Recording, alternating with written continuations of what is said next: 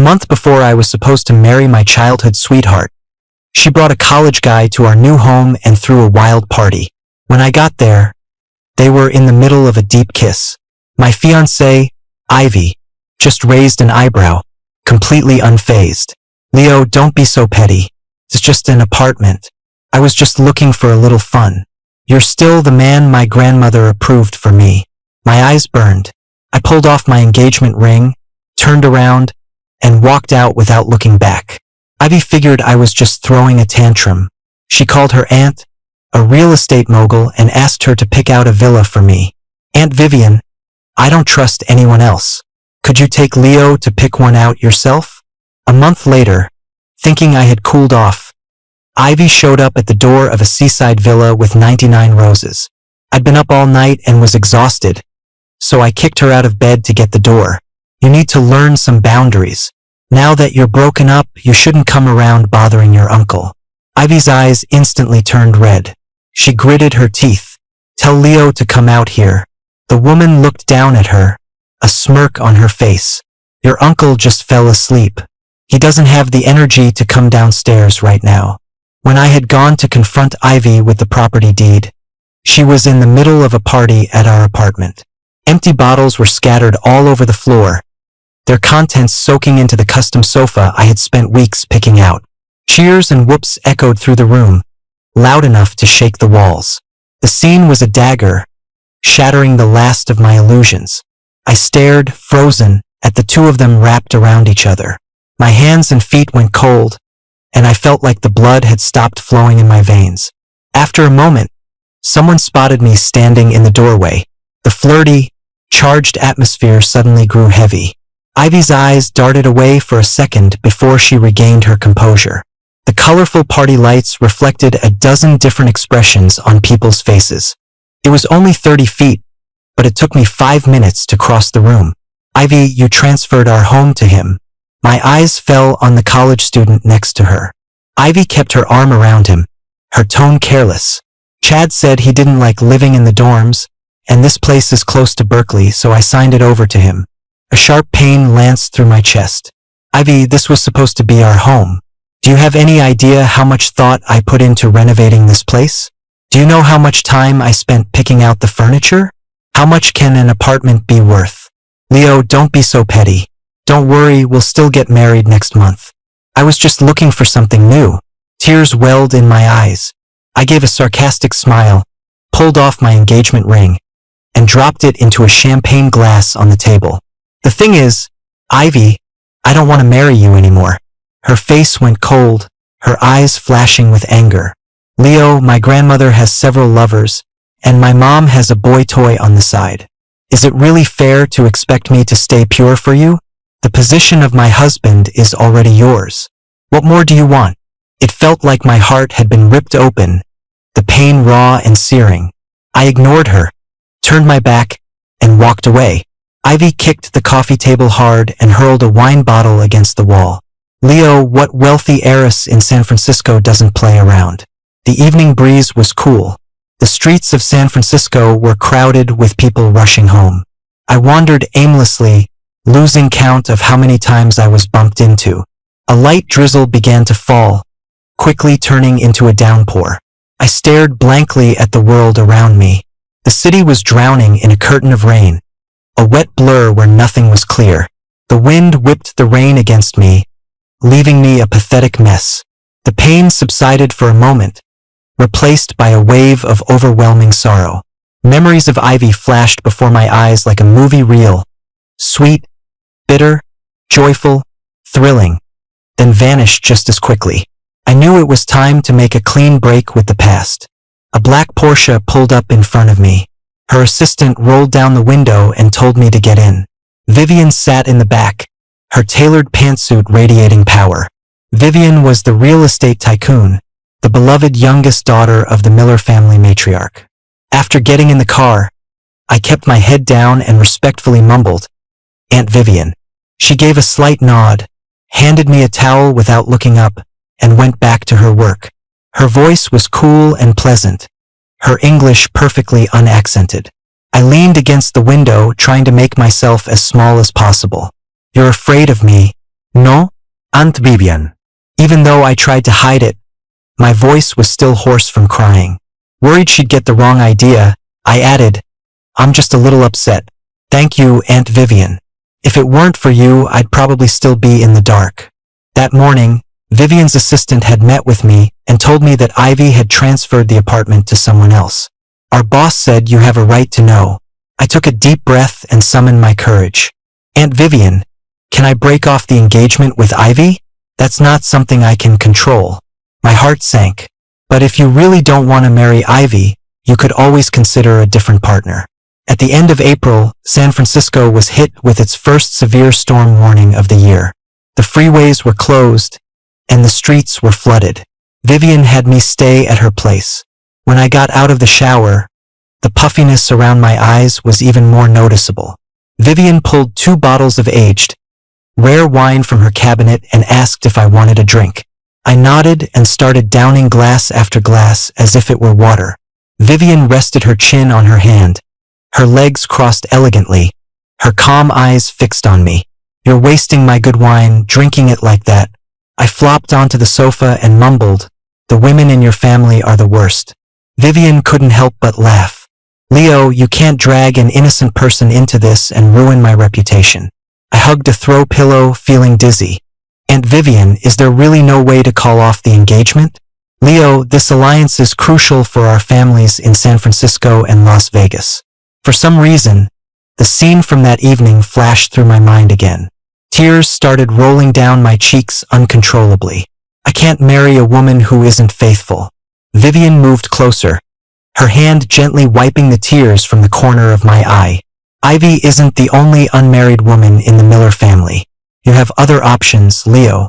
Her cool voice was laced with a captivating tone. I looked up and stared at her. Other options? I threw the pillow aside, pushed myself up, and pinned her to the sofa, my hands on either side of her. The alcohol had numbed my brain and inflated my courage. I stared at her exquisite face, swallowed hard, and spoke, my voice a mix of fear and boldness. Aunt Vivian, do you need a boyfriend? What do you think of me? Her eyes darkened, her gaze sweeping over my face, inch by inch. My nerves tensed. Her hand slowly traced my eyebrows, the bridge of my nose, my cheeks, and my jaw. Leo, this is the path you've chosen. That night, Vivian left me utterly spent. Beads of sweat dampened her hair and brow. Her eyes were glistening, giving her a mesmerizing, seductive look. Aunt Vivian, how long has it been since you? She wrapped her arms around my waist and cupped my flushed face. Never, Leo. I've only ever had you. That's how it's always been, and how it will always be. At the crack of dawn, the phone on the nightstand lit up. It was a text from Ivy to Vivian. Aunt Vivian, there's a problem with the new apartment's renovations. Can you help me pick out a new place for Leo? I don't really trust anyone else. Could you handle it personally? Leo's a very gentle, docile guy. Vivian glanced at the reflection of the hickey on her neck in the dark screen. Docile? She hadn't seen any sign of that. When I woke up the next day, I rubbed my eyes and noticed the ring on my middle finger was different. I stared at my hand for a long moment before it sank in. Vivian had replaced my engagement ring from Ivy. My brain, which had been offline, rebooted. The events of last night played over and over in my mind. My face flushed, and I buried myself under the covers, refusing to face reality. Liquid courage is a real thing. I actually slept with Vivian. After playing ostrich for 15 minutes, I shakily got out of bed, my lower back aching. Outside, the rain was pouring down. My phone was flooded with app notifications and unread messages. The first one was a severe storm warning. The citywide average rainfall had reached 4 inches, with rain expected to continue for the next week. Multiple bus lines were canceled, and residents were advised to be careful. Vivian was on the phone by the floor-to-ceiling window. The warm light softened her sharp, cool features. She heard me and turned her head. In the amber glow, her perfectly structured face was almost surreally beautiful. My heartbeat suddenly stumbled. I looked away, flustered. Vivian spoke a few more curt words and quickly hung up. I lowered my head, trying to hide my burning cheeks. Leo, with this storm, you should just stay here for the next few days. Sensing I might refuse, she cut off my retreat. Think of it as a trial marriage. After the alcohol wore off, Ivy felt a wave of emptiness. The handsome young man was asleep in her arms, his hand clutching her shoulder. Ivy's face was cold as she moved his hand and got out of bed, wrapping herself in a robe. She stood by the window, staring out at the relentless rain. Leo had been in bad shape last night. The storm had started not long after he left. She wondered if he'd gotten caught in the rain, if he'd made it home safe. Ivy just couldn't understand why Leo was so angry. All she did was have a little fun. He was in the UK for his masters for 4 years, and she waited for him. Everyone in their circle knew how she felt about him. The Miller and Grant families weren't short on money. She gave the apartment away, so what? They could just buy a better one. Ivy typed and deleted a message to Leo several times, but her pride wouldn't let her send it. She cursed under her breath and dialed a mutual friend. "What's up, Ms. Miller? Calling me for advice on how to win your husband back?" Ivy gripped the phone but didn't answer.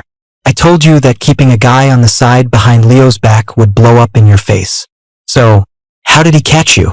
The words stung, but her worry for Leo forced her to speak. "I gave our apartment to someone else and Leo found out. He came to see me, we fought, and he ran out crying right before the storm hit."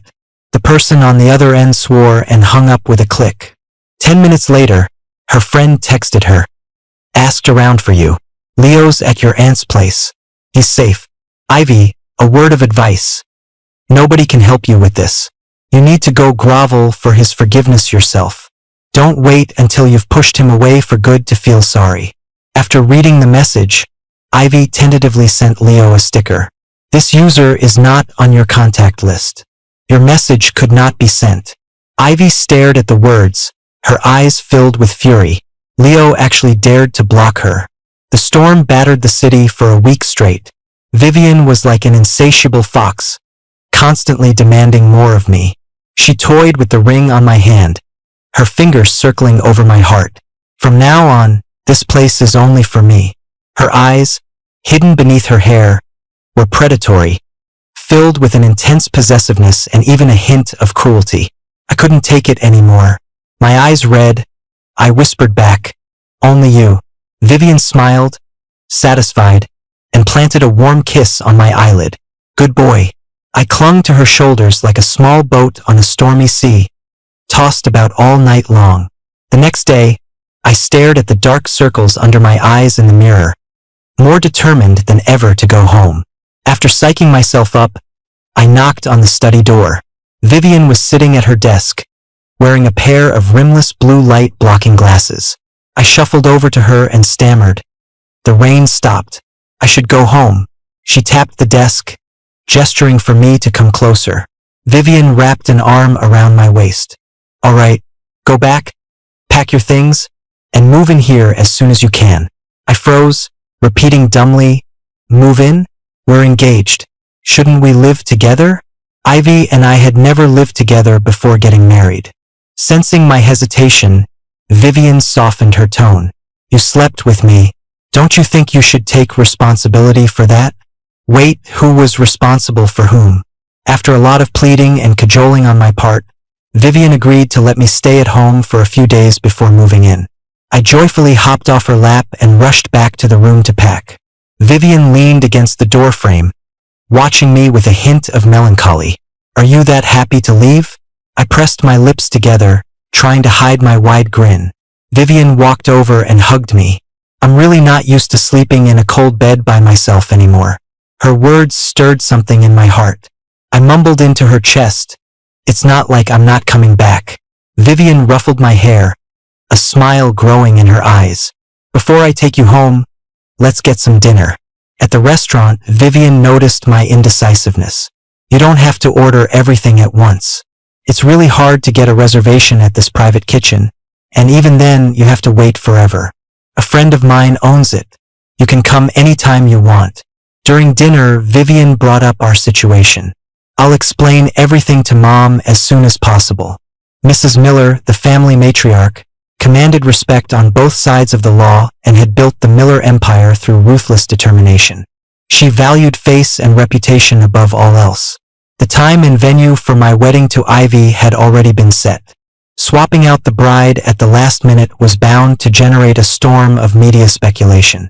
Seeing my worried expression, Vivian reassured me, "Don't be afraid. If she yells at anyone, it'll be me." Easy for her to say. She was Mrs. Miller's favorite daughter. "Don't look so doubtful. She'll call me shameless for stealing my own niece's man." Ivy received a photo from her friend. "I was at that new Sichuan place today and saw Leo with your aunt." In the photo, Vivian had her arm around Leo's waist, her eyes sparkling with laughter. They looked intimate. Ivy figured Vivian was a woman of her word. She had thought it was just an empty promise. But she was actually taking Leo to pick out a new house herself. Once Leo had the house, his anger would fade. Before long, he would realize how good he had it and come back to her, all apologies. Given that he had blocked her and hadn't sent a single message in a week, Ivy decided to give him the cold shoulder for a while. It wouldn't do for him to get cocky. The thought pleased her, and the dark cloud over her mood lifted. Just as Ivy was about to text Vivian her thanks, another message came through from her friend. "You don't see anything wrong with this picture?" Ivy didn't get it, nor could she decipher her friend's cryptic tone. She replied with a simple question mark. "The way they're looking at each other just doesn't seem right. Have you ever seen your aunt smile at any guy like that?" Ivy found it bizarre. "He's my nephew-in-law.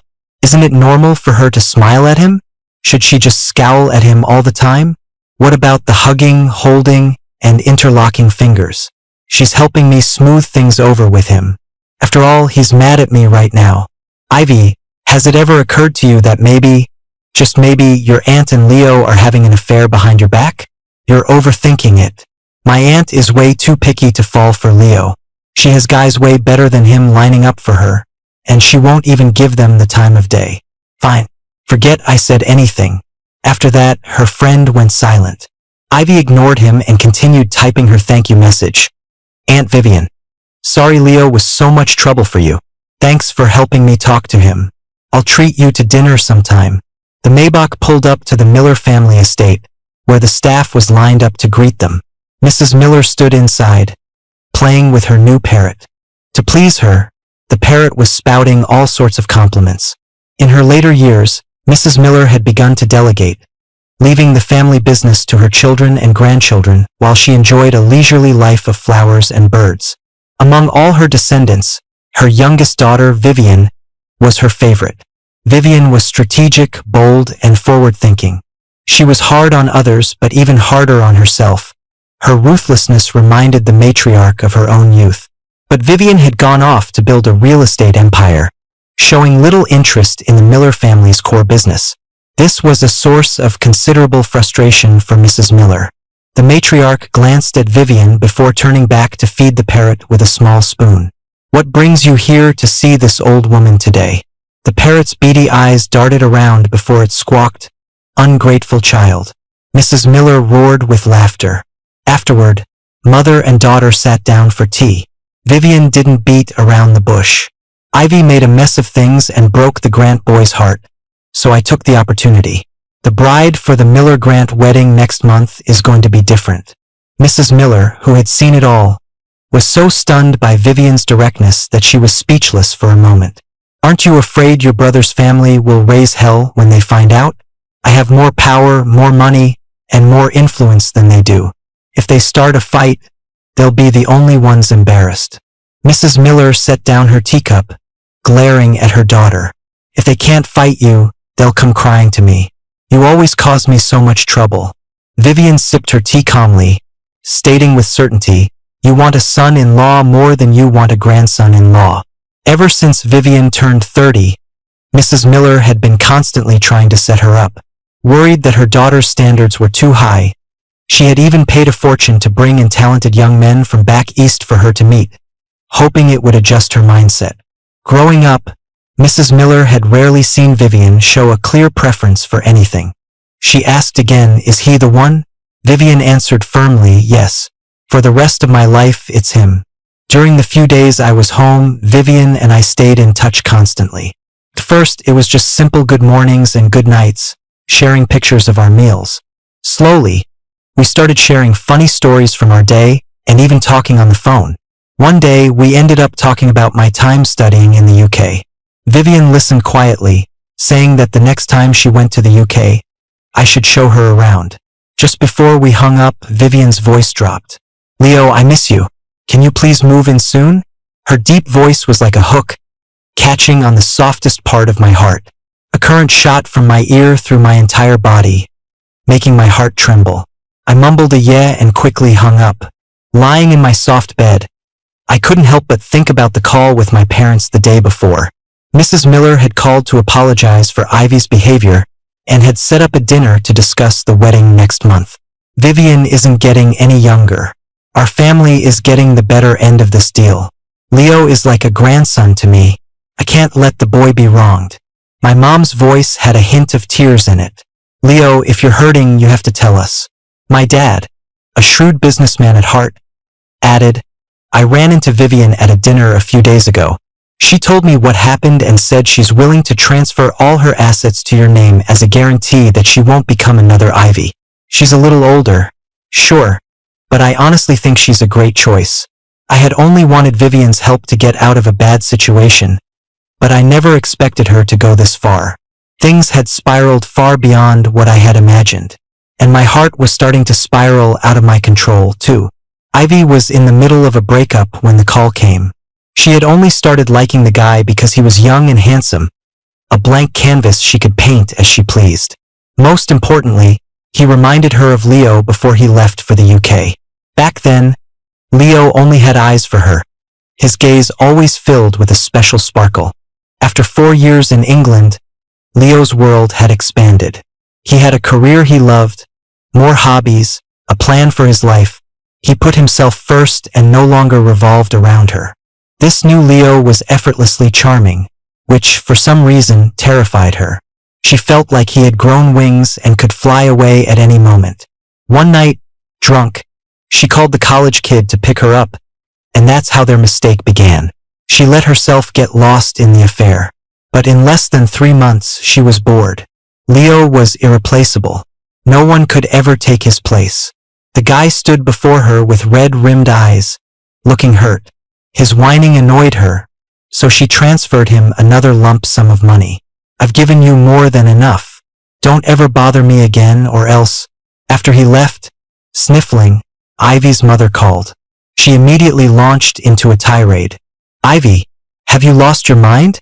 How could you give away your apartment?" Annoyed, Ivy shot back without thinking, "I take after you, don't I? You have way more skeletons in your closet than I do." Her mother's voice rose in anger. "I may have skeletons, but at least I have a husband.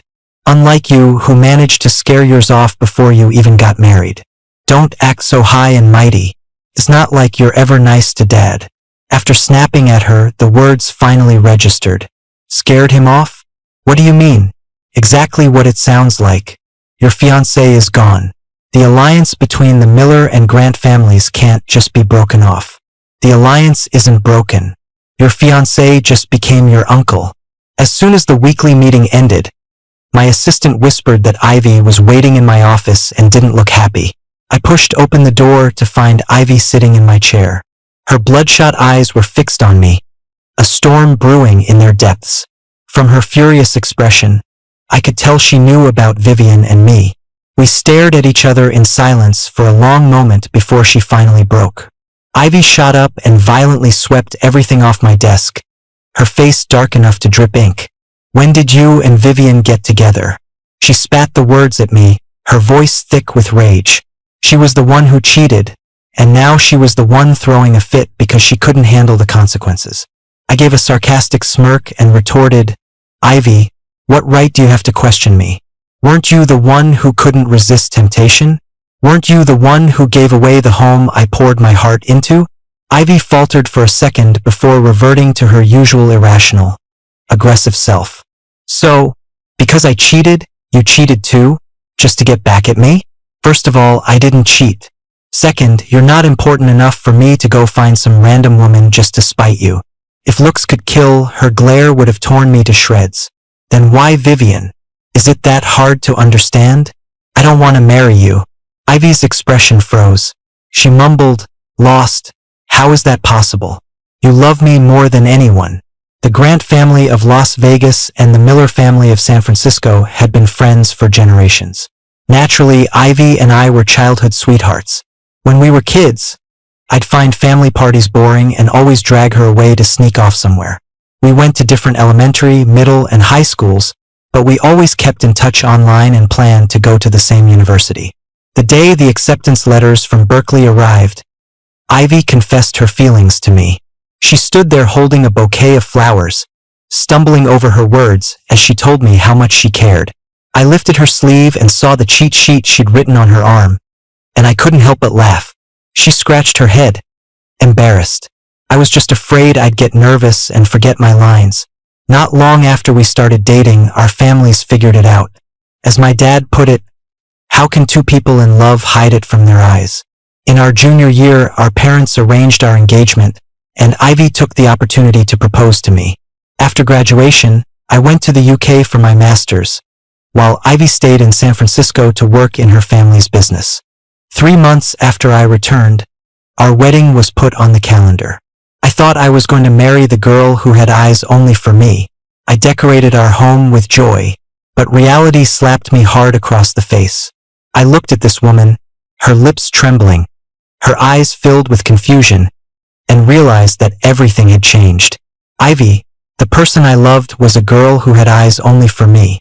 But you're not her anymore. My love is precious. I can't give it to a woman who is unfaithful to our marriage and to me. I love myself too much to give you a second chance. Let's just part ways amicably. That evening, Vivian came to pick me up from work. I wanted a relationship built on honesty and loyalty, but I knew those things had to be mutual. So I told her about Ivy's visit. Vivian stroked my hand, her black suit making her look even more formidable. She didn't say anything, but I could feel her slight displeasure. I sat down next to her, took off her glasses, cupped her face, and kissed her. In an instant, she took control. She held my chin, her thumb stroking it a few times, and kissed me fiercely. Time seemed to stretch and slow down until it was just the two of us in the world. When the kiss ended, Vivian pulled me into her arms and gently squeezed my earlobe. You certainly know how to appease someone. A small smile played on her lips, and her gaze softened. I turned my head to look at her, my eyes shining with her reflection. You're about to give me your entire fortune. What's wrong with me trying to make you happy? I leaned against her, my tone a bit roguish. Vivian, I want super spicy hot pot for dinner tonight. That night, she kept handing me drinks while I ate. After we were full, we lay on the sofa, quietly reading our own books. We had our own space, doing what we loved, not disturbing each other but still keeping each other company in the silence. That feeling of being in sync was unexpectedly wonderful. Vivian noticed me looking at her and put down her book. If you want to look, then look. I rested my head on her lap, giving her a playful wink, and told her honestly how I felt. Vivian, being with you feels really good. Vivian let out a low, seductive laugh. There are even better things. Do you want them? The consequence of our indulgence was not being able to get out of bed the next day. The next morning, Vivian stuck to her routine and went to the gym.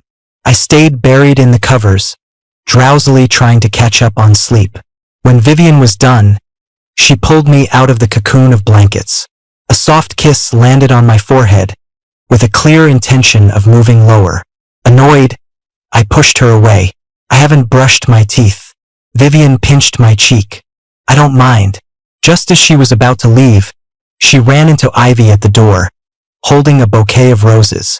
Ivy's bloodshot eyes were dark and stormy, the veins on her neck bulging.